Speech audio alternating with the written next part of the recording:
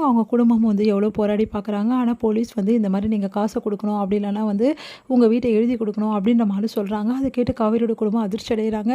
உடனே வந்து அதை தான் நானும் சொல்கிறேன், இங்கே பாருங்கள், உங்களுக்கு கொஞ்ச நாள் தான் டைம் கொடுக்க முடியும். அதுக்குள்ளேயும் எப்படியாவது இவரோட காசை கொடுத்துருங்க. அப்படி இல்லைனா வேறு வழியே கிடையாது.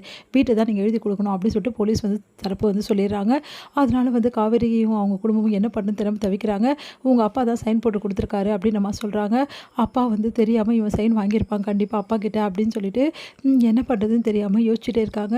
உடனே வந்து நீங்கள் இப்போ போகலாம் அப்படின்னு சொல்லிட்டு போலீஸ் சொன்னோன்னே வேறு வழி இல்லாமல் காவேரியோட குடும்பமும் வந்து வீட்டுக்கு வராங்க. இங்கே வந்து அவங்க அம்மாவால் தாங்கிக்க முடியாமல் கதறி அழுறாங்க. எல்லாருமே வந்து என்ன பண்ணுறதுன்னு தெரியாமல் தவிக்கிறாங்க. அப்போ வந்து அங்கே வராரு நம்ம நிவீனும் அதுக்கப்புறம் யமுனாவும் வராங்க. அவங்க வந்து பார்த்துட்டு இந்த மாதிரி பண்ணுறானே அந்த பசுபதிக்கு வந்து இப்படி நடக்குது அப்படின்னு சொல்லிட்டு எல்லாருமே வந்து மனசு கஷ்டப்பட்டு என்ன பண்ணுறதுன்னு தெரியாமல் தவிக்கிறாங்க. அந்த பசுபதி கிட்ட காசே வாங்கலை நம்ம அப்பா, ஆனால் வேணும்னே அவன் வந்து போய் சொல்லி காசு வாங்க பார்க்குறான். அதனால் நம்மளை நிம்மதி இல்லாமல் பண்ணுறது தான் அவன் வந்து இதெல்லாம் பண்ணிகிட்ருக்கான். அவங்ககிட்ட இல்லாத காசா அப்படின்னு சொல்லிட்டு பாட்டி சொல்கிறாங்க. ஆமாம், அதுக்கு தான் இப்படிலாம் பண்ணுறான், விடவே கூடாதுமா, அவனுக்கு காசும் கொடுக்கக்கூடாது, அதே டைமில் நம்ம அப்பா வந்து சைன் போட்டு கொடுத்து அந்த பத்திரத்தையும் திருப்பி வாங்கணும் அப்படின்னு சொல்லிட்டு யோசிக்கிறாங்க காவேரி. இங்கே வந்து என்ன பண்ணுறாரு நிவின் வந்து காவேரி கிட்ட நிறைய வந்து அட்வைஸ்லாம் கொடுக்குறாரு. இங்கே பாரு காவேரி, இப்படியே இருந்தால் வேலைக்கே ஆகாது. உன் லைஃப்பை நீ இப்போ வந்து சரி பண்ணிக்கணும். எல்லாருக்கிட்டையும் உண்மையே சொல்லு.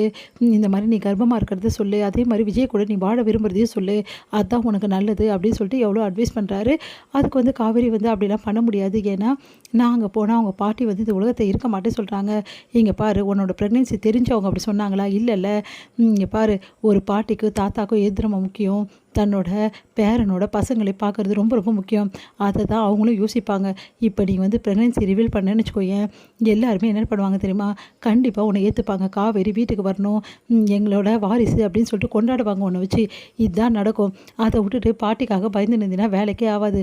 இதை சொன்னீங்கன்னா பாட்டியை சமாதானம் கண்டிப்பாக உன்னை கூட்டின்னு போவாங்க காவேரி அப்படின்னு சொல்லிட்டு சொல்கிறாரு. அது மட்டும் கிடையாது, இந்த விஷயம் வந்து உங்கள் அம்மாவுக்கு தெரிஞ்சிச்சுன்னா கண்டிப்பாக அத்தை வந்து பிரச்சனை பண்ணாமல் ஒன்று அவங்க வீட்டுக்கு அனுப்புவாங்க.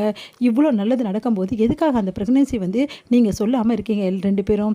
எனக்கு அதுதான் ஒன்றும் புரியல. ஒன்றால் விஜய்யும் சொல்ல விடாமல் வச்சுருக்க. விஜய் இந்நேரம் எல்லார்கிட்டையும் சொல்லிவிடுவார், ஆனால் நீ அவர்கிட்ட சொல்ல விடாமல் பார்த்துட்ருக்க. இதெல்லாம் தப்பு காவேரி. நீ உன் குழந்தைக்காக யோசிக்கவே மாட்டியா? அவருக்கு அப்பா வேணாமா சொல்லு அப்படின்னு சொல்லி சொன்னோன்னே காவேரி யோசிக்கிறாங்க. இங்கே பாரு காவேரி, சொல்கிறத ஒழுங்காக கேளு. இதுக்கப்புறமாவும் இதை தள்ளியே போடாத. உன் வாழ்க்கையை நீயே நாசம் பண்ணிக்காத காவேரி, அவ்வளோதான் நான் சொல்லுவேன் அப்படின்னு சொல்லிட்டு போகிறாரு. அதை கேட்டு வந்து யோசிக்கிறாங்க காவேரி.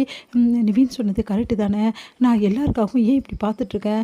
நான் உண்மையிலேயே வந்து கர்ப்பமாக இருக்கிறது சொன்னால் கண்டிப்பாக பாட்டி மனசு மாறுவாங்க, இங்கேயும் மனசு மாறுவாங்க. இவ்வளோ ஈஸியாக நடக்கிற விஷயத்த நான் ஏன் இவ்வளோ குழப்பிகிட்ருக்கேன்? இவ்வளோ நாளாக நான் இப்படியே இருக்கக்கூடாது, ஏதாவது ஒரு முடிவுக்கு வந்தே தீரணும். ஒரு வேளை வந்து விஜய் வந்து வாழ்க்கையை வெறுத்துட்டு வந்து என்னை வேணான்னு சொல்லிட்டான்னா நான் என்ன பண்ணுறது? அதுக்கப்புறமா வந்து வேலைக்கே ஆகாது. நான் அதுக்கப்புறம் விஜய் இல்லாத ஒரு வாழ்க்கை என்னால் நினச்சி பார்க்க முடியுமா? அவர் இல்லாத ஒரு வாழ்க்கை என்னால் வாழ முடியுமா? இந்த குழந்தைய பெற்றுக்கிட்டு அப்புறம் இந்த குழந்தை அப்பா எங்கன்னு கேட்குமே, நான் என்ன பதில் சொல்வேன் அப்படின்னு சொல்லிட்டு காவேரியோட மனசு வந்து நிறைய விஷயங்களை யோசிக்கிறாங்க. அடுத்து வந்து காவேரி ஒரு முடிவுக்கு வராங்க. விஜய் கிட்ட கண்டிப்பாக நான் சொல்ல போகிறேன், நான் அவங்களோட வந்துட போகிறேன்னு சொல்ல போகிறேன். அப்போ விஜயோட முகத்தில் இவ்வளோ சந்தோஷம் கிடைக்கும். இங்கே பாரு செல்லக்குட்டி, கண்டிப்பாக அப்பா கிட்ட போய் நான் எல்லா விஷயத்தையும் சொல்ல போகிறேன். நம்ம ரெண்டு பேரும் இதுக்கப்புறம் அப்பா கூட தான் இருக்கணும். அவரை ரொம்ப நாள் தவிக்க விட்டுட்டேன், இதுக்கப்புறமும் தவிக்க விடக்கூடாது. வேறு வழி கிடையாது. நம்ம வந்து எல்லாத்தையும் பார்த்துட்டு இருந்தால் கடைசியில் அப்பா கூட நீ வாழவே முடியாது. உன்னையும் அப்பாவையும் நான் பிரிக்கவே மாட்டேன்.